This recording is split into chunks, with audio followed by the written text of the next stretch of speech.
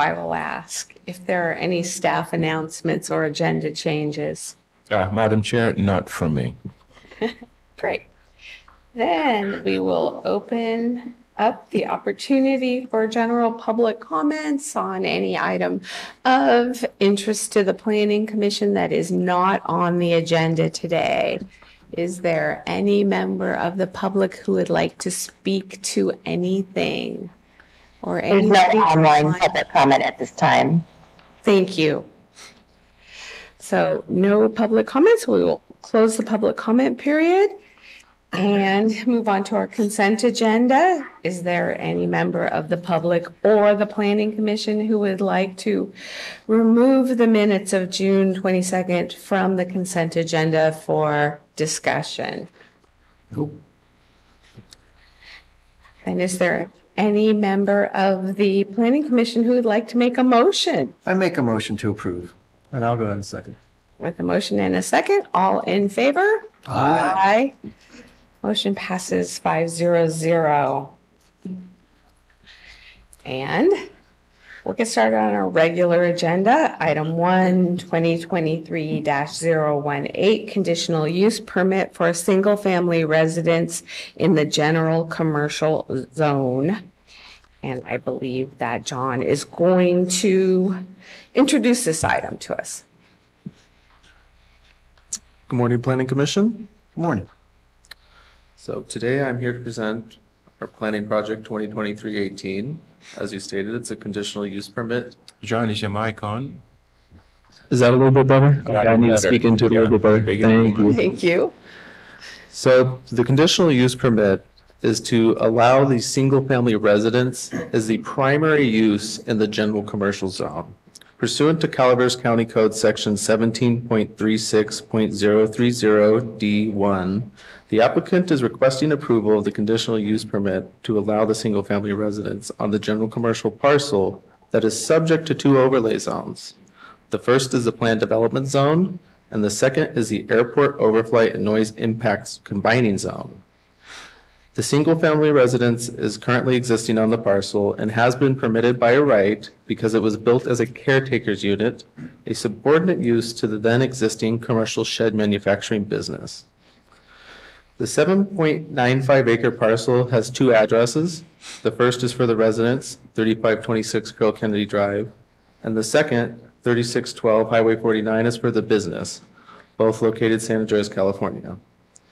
The applicant has left the state at this time and put the property up for sale.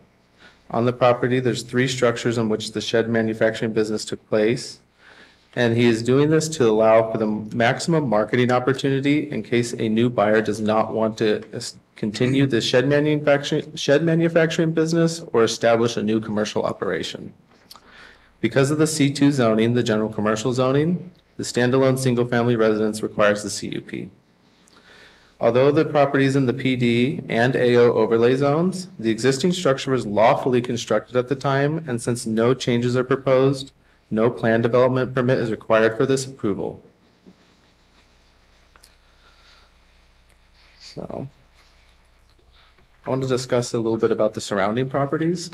So, on this property, as we already discussed the current zoning, there's a single-family residence, the Quonset huts, and a small shed out front. To the north of it, you have an ag preserve zone property with the same combining zone, and it has a single-family residence and grazing lands. Notably, to the south, you have several parcels with the same zoning and combining zones with single-family residences as well. We looked into it, and from my understanding, they do not have commercial businesses associated with those parcels currently.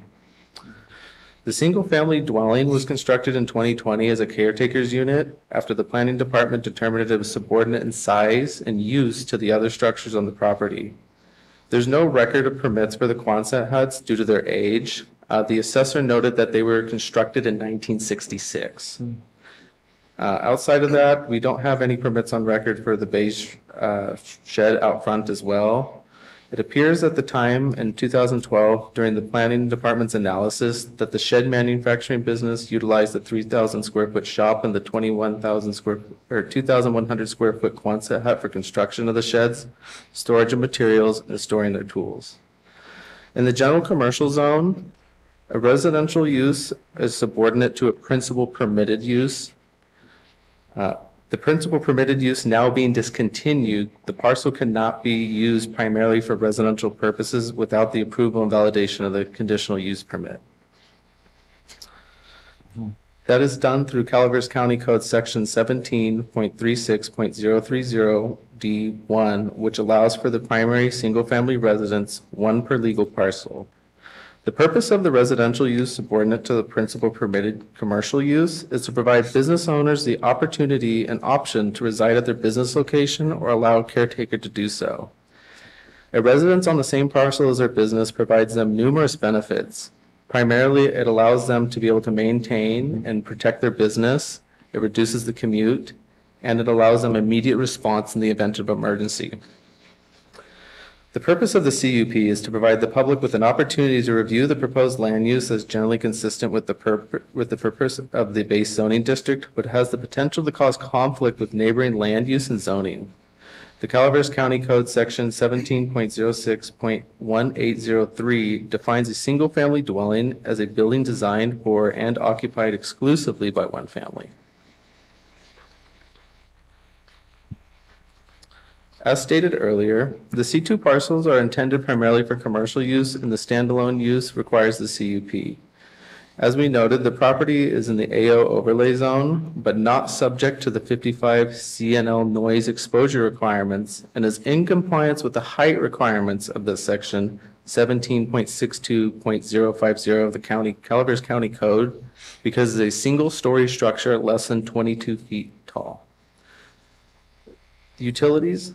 The water is serviced by an on-site well, and wastewater is processed by an existing septic system.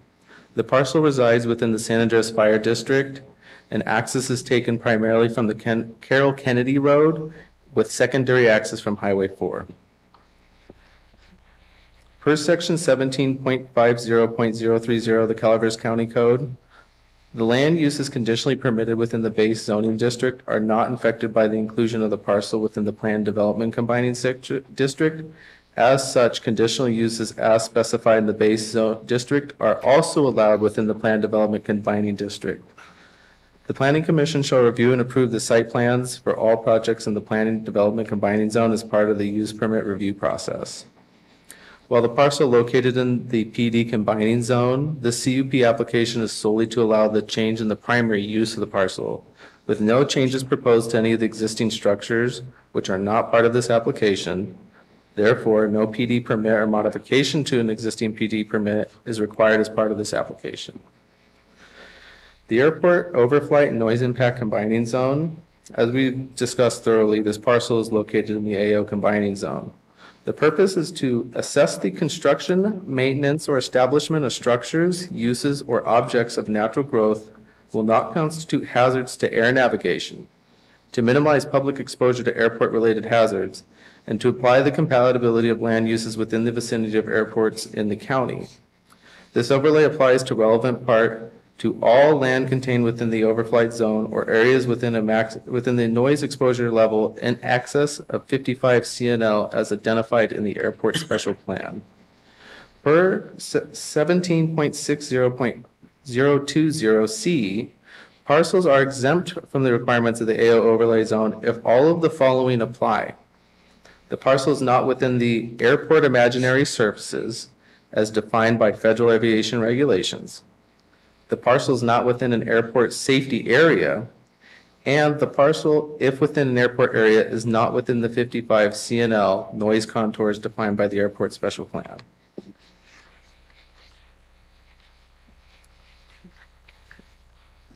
This parcel, while being outside of the 55 CNL noise contour, is within the FAA height notification area. As stated earlier in the report, the height of the structure is 21 feet 6 inches. It's below the permitted height limit for the AO overlay zone, and being outside of the 55 noise contour, The residential structure on the property is exempt from the structural noise attenuation requirements of 17.60.070. However, the applicant is required to notify future buyers the property is located within an AO overlay zone. As required by the Calaveras County Code, section 17.60.90 or .090, compliance with any stricter state or federal requirements may apply to the parcel this close to the airport shall also be required as part of this conditional approval.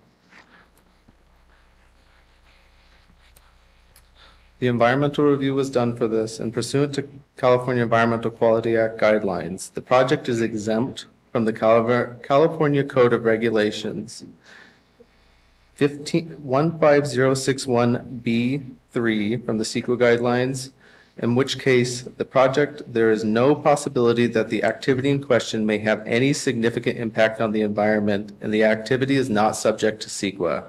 In this case, there's no construction, alteration to lands, or any activity that's taking place that would significantly impact the environment.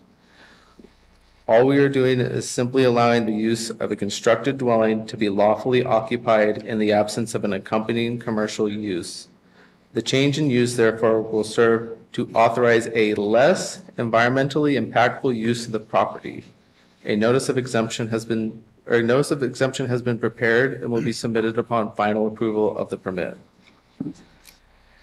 Staff recommends that the Planning Commission adopt Resolution 2023-009 approving conditional use permit 2023-018 to allow the existing single-family residence on the parcel as the primary use on the parcel at 3526 Carroll Kennedy Drive of San Andreas, California.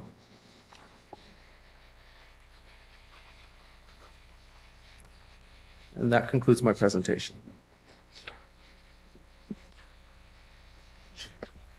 And Madam I Chair, know, should be clapped.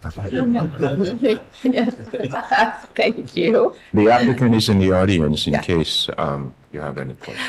I have a question, John, about the figures 4, 5, and 6 in your staff report.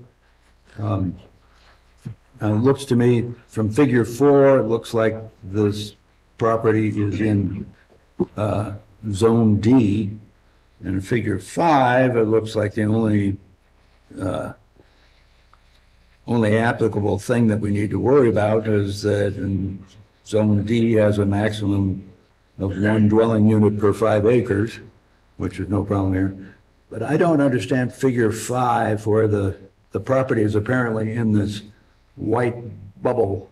Does that mean it's not subject to certain things or what? So what they're trying to define on that is they have what's known as the acrobat envelope. So the pink portion of that is if you're taking out a plane for the first time, you don't know how well it's going to fly, anything like that. It's kind of a safety buffer that they're expecting. You know, if you had any misfortune happen, that you can safely land in that area. The blue portion of it is the general traffic. So they expect most of the traffic from the airport to be in that blue portion. I'm not sure why they didn't include it in there. The reason why I included this portion specifically, it's very difficult to see, but there's multiple green lines. Those are actually the noise contours. And where I'm pointing that red arrow on this, it's showing where the site actually is and showing that it's outside of the 55 noise decibel contour. It's actually between the 55 and 50 decibel contour. Okay. Thank you. Yep, you're welcome. And my only other question is, if the sale occurs and it turns out that the buyer is going to conduct a business using the existing business buildings, that buyer would not have to come back to us again, since it's still zone commercial. Correct. They could just revert to its prior uses. That is correct. So,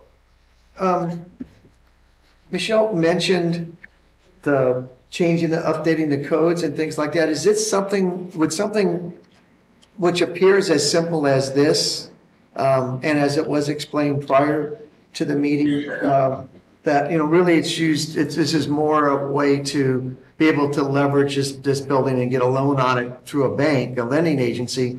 Can that be addressed in this, Gabriel, when we update our codes, so that if there was a C2 and there was a residence constructed based on everything that John shared, but something changed, could it be simplified in some way that it wouldn't have to come before the Planning Commission? Commissioner Chimente, it's probably something we can take a look at. The way the code is written right now, it requires a conditional use permit for a single-family residential structure. But if the commission feels that there should be other ways to approach this without bringing this type of a description to the Planning Commission, that's something we can consider in our zoning code update. Julie? It's on. I agree. In this particular case, because of the proximity to the airport, there was actually a separate plan that even if ours code didn't require a CUP, this airport special plan would, and that has to do with the compatibility of a single family residence with an airport area. So there were special reasons here separately from our C2 code to look at the compatibility of a home. But yeah, I mean, it's certainly a policy decision for the board whether a residential use in a commercial zone can be allowed by right.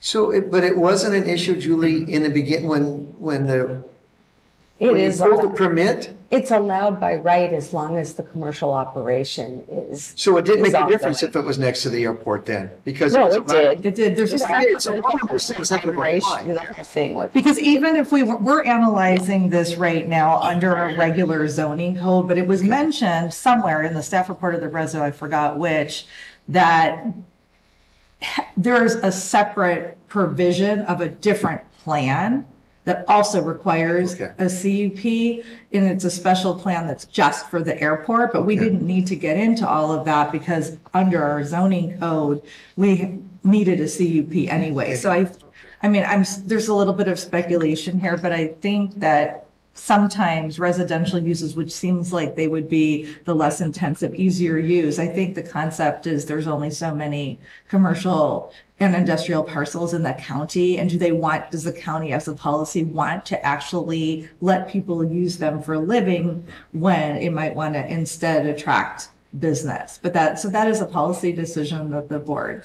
Yeah, that is the history of that provision, is that we were seeing all of our commercial and industrial land get used for residential purposes at a time when housing wasn't a problem. And then the county wanted to encourage economic development, and we as you ended up with houses interspersed in commercial and industrial zones, then there was an argument that that commercial thing couldn't go in because now it was adjacent to a residence. And so, yeah, but I'm glad you brought that up because that was on my list to just say, we should just put a little marker on this to address this again during the zoning code. Because in a case where it's not a problem, I think the larger issue is that it allows a single family residence, but it doesn't allow all the accessories that are allowed on a single family parcel. And so even if they wanted an ADU, they wouldn't be able to do that without coming back to amend the CUP again. So anyway, but none of that is actually related to these folks. So would that applicant like to speak? No, I don't think I have. Okay. Titus, could you speak? If you want, yeah, the microphone, we want to capture your, if you turn the microphone on. Yeah. Do you have to push the green button here? No, you don't need to do anything. No, I'd just like to say thank you for taking the time to consider the conditional use permit and work with us on that. And it's been a pleasure to live in the county here and do business with the folks in Calaveras County. I want to commend you for your site plan. Apparently, Yeah. you did that yourself. I try to. Don't talk it down. It looks great. Thank you. Appreciate that. I also have heard from a lot of people that they are very sorry to see you go. So. You've done a phenomenal job too with that piece of property, with the improvements and things. Thank you. You should be commended for that. There you go. See, it's nice to come. And is there any member of the public online who would like to speak or standing out in the hallway? There's no online public comment. Okay. Then we will close the public comment portion, come back to the commission for further discussion. And So Jonathan, I'm assuming the memos from the airport committee, they were all positive, right? Because I had a difficult time. Yes, so as Julie noted, the airport has a special plan. They have their own zoning within it based on the distance from the airport. The zone that he was in, Zone D, it's a conditional use to have the single-family residence. So what he did is he went before the board for the airport, similar to like what I'm doing right now, presented his plans, presented what he wanted to do, and they basically gave him approval for it. The email that I sent to all of you was the correspondence that the planning department received from that board confirming, yes, that he appeared before them and that they accepted what he proposed. great. Anybody else? Any questions for John? Are there any comments on the resolution? Well, the only comment I have is that I have no comment. Oh. Good